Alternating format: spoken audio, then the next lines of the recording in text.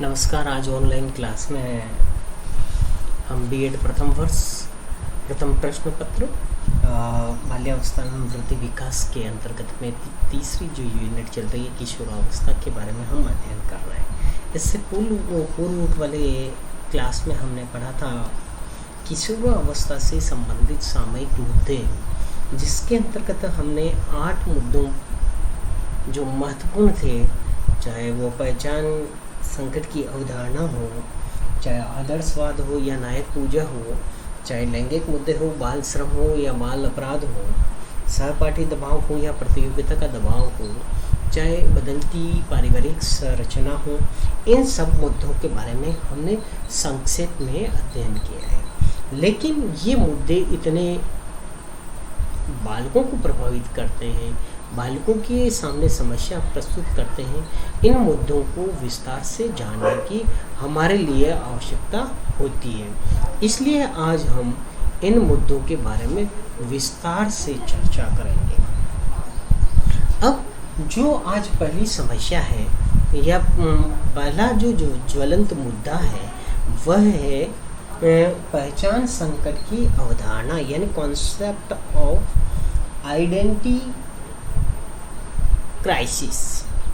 यानी किशोरों द्वारा अपनी योग्यता या प्रतिभा को स्वयं पहचानने का कार्य किया जाता है। इसके अंतर्गत में बालक वह अपने आप को सामाजिक व्यवस्था के समक्ष प्रस्तुत करने, ठीक है ना, सामाजिक व्यवस्था के समक्ष प्रस्तुत करने का प्रयास करता है। परंतु संकट उस स्थिति में उपस्थित होता है जब वह अपना मूल्यांकन उचित प्रकार से नहीं कर पाता या उसके मूल्यांकन को कोई असत्य सिद्ध करने का प्रयास करता है। जैसे कि आपके परिवार में कोई बालक है, उसको लगता है कि मैं आईएएस बन सकता हूँ, लेकिन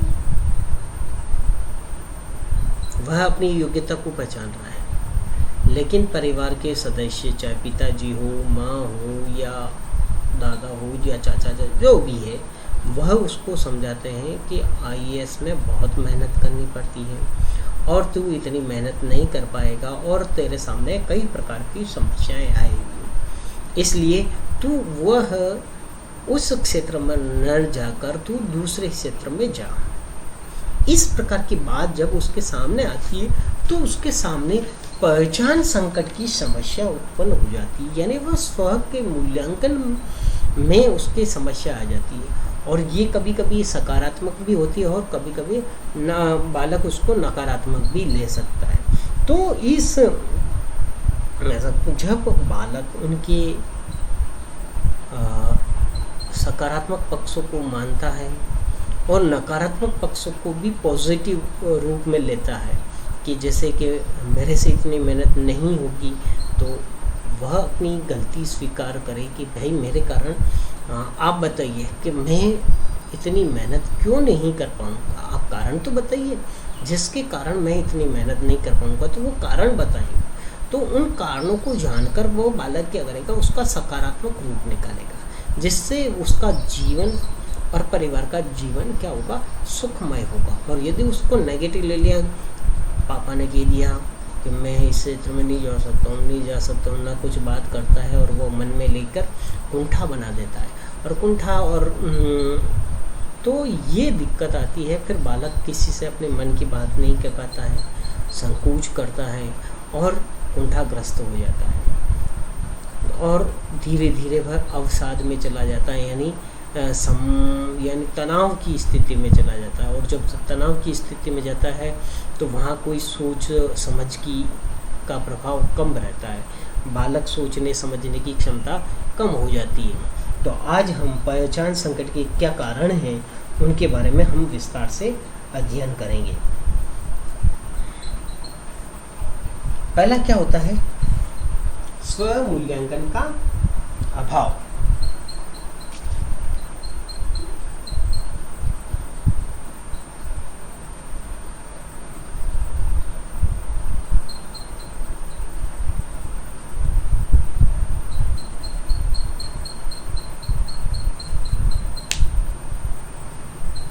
इस स्थिति में क्या होता है, प्राय ये देखा जाता है कि किशोर स्व के अंतर्गत में स्व मूल्यांकन का अभाव होता है। वह अपनी क्षमताएं, योग्यताएं का मूल्यांकन उचित रूप से नहीं कर पाते हैं, जिसके परिणाम स्वरूप क्या होता है, उनकी योग्यता, क्षमताओं पर संदेह किया जाता है। जैसे कि एक बालक विद्यालय गया, किसी टीचर से वह बहुत प्रभावित हो गया, उनकी बातों को सुनकर उसको भी लगा कि सर ने बताया किस प्रकार मेहनत करनी है, तो वो घर जाकर मेहनत करता है, ठीक है ना। 2 दिन मेहनत कर ली, 10 दिन मेहनत कर ली, 1 महीना मेहनत कर ली। फिर एक दिन IPL के मैच देख रहा था, जिसमें उसने देखा कि किस प्रकार एक खिलाड़ी अपनी प्रतिभाओं को दूसरों के सामने प्रस्तुत कर रहा है। उससे प्रभावित हो जाता है और उसके दिमाग में ये आ जाता है कि मैं तो उस फील्ड को छोड़कर अब क्या करूं, खिलाड़ी बन जाऊं, ठीक है ना। तो वह अपने मूल्यांकन, वह खुद अपने चारों ओर संकट उत्पन्न कर देता और वह उन संकट में गिर जाता है। इस कारण क्या होता है, वह अपना मूल्यांकन सही ढंग से नहीं कर पाता है। फिर बाह्य जगत का प्रभाव, बाह्य जगत का तो बहुत प्रभाव होता है।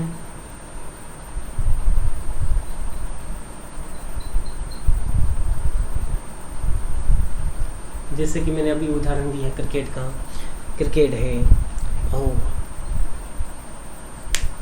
इतने पैसे मिलते हैं, ठीक है ना, उसके पीछे होने वाली मेहनत को नहीं देखते हैं। ओह इतने पैसे मिलते हैं, हीरो बन जाऊं, एक्टर बन जाऊं, मैं वो बन जाऊं, इतने पैसे मिलेंगे।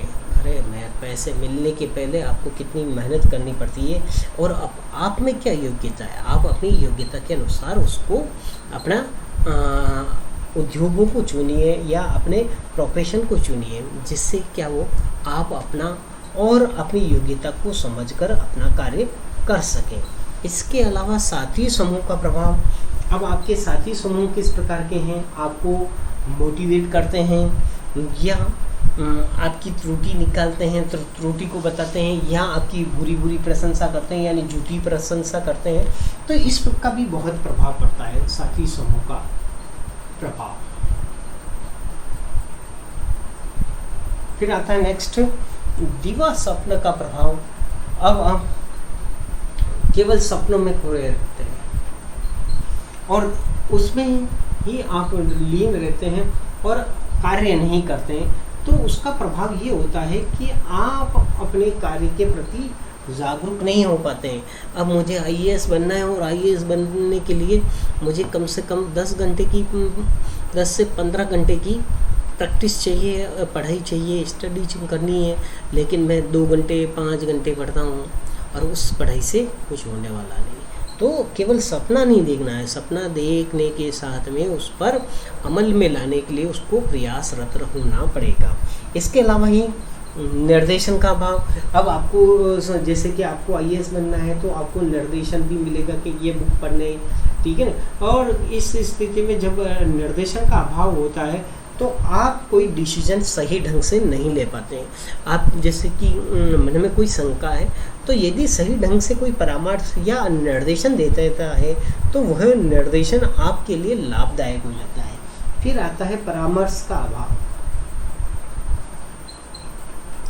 आपको कदम कदम पर परामर्श और निर्देशन की आवश्यकता होती है और यदि ये समय समय पर मिलती रहती है तो वह हमारे लिए लाभदायक होती है, और यदि नहीं मिलती है तो वह हमारे लिए पहचान संकट का कारण बन जाती है और हम उस पर डिसीजन नहीं ले पाते। सामाजिक लोकप्रियता, यानी हर एक बालक ये चाहता है कि समाज में या परिवार में उसका प्रभाव रहे, उसको जाने कि भाई यह सुभाष है या ये टीना है या ये प्रियांशा है, तो उसको अपनी योग्यता से लोग जाने, ना कि प्रियांशा भंवर सिंह जी की लड़की है, ठीक है ना, अच्छा भंवर सिंह जी की बच्ची है, अच्छा ठीक है, वो तो बहुत अच्छे आदमी है। तो उसके हिसाब से नहीं, केवल बच्चे ये चाहते हैं कि उनकी योग्यता के अनुसार समझें। फिर भौतिक संसार का प्रभाव भी पड़ता है। वर्तमान में बालक और किशोर